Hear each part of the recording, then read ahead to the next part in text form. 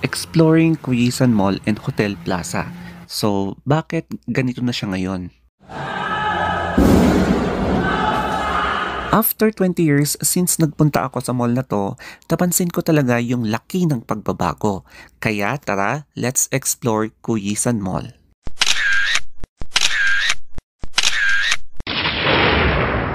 Punta ako sa dump site doon sa Erisan pero naisip ko, what if mag-drop by muna ako sa Cuyisan para tignan ko kung ano yung mga pagbabago ngayon.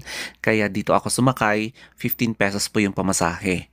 Na-curious ako kung ano na nga ba ang meron sa Cuyisan Mall and Hotel Plaza na to. Kaya mag-short quick visit lang tayo ngayon ha. Maganda pa rin naman at maayos yung exterior ng mall na to. Pero syempre, I am sure may restrictions na siya sa loob kaya careful lang tayo sa pag-e-explore. Dumiretso na ako doon sa may entrance, I think papunta doon sa hotel para tanungin kung saan papunta doon sa car parking area. So, tinanong ko yung guard kung saan ako pwedeng pumasok. Sabi niya sa kabila at off limits daw dito sa entrance. Na-inform naman ako na may private school sa loob, so ang pwede lang pumasok ay yung mga estudyante, yung mga employees, tapos yung mga guests if ever meron. So pumunta na ako sa ibang entrance.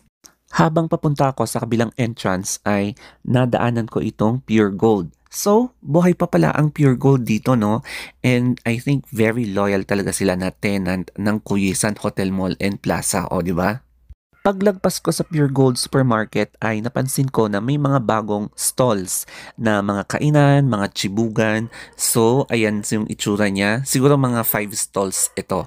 So, pwede kang mag-snack or tumambay ng konti dito. So, malapit na tayo sa may isang entrance papunta doon sa dating canteen, tsaka yung entrance din pababa doon sa may parking area. I think ito yung pangalan ng private school, Baguio Multicultural Institute. So, yan yung floor plan nila and hindi na talaga siya mall. So, sinabi ko yung guard if ever pwede makiihi and dadaanan natin yung former canteen. Pumayag naman siya and it's okay.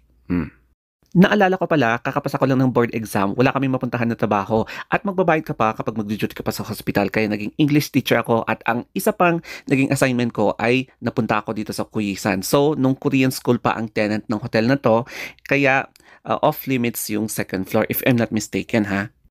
Dati-dati, ang daming tao dito, tapos ang daming stalls kasi nga food court ito dati. And nung nagre-review kami, nung college, dito kami kumakain. And marami kang pagpipilian talaga ng pagkain dito. Ang nasa isip ko nga dati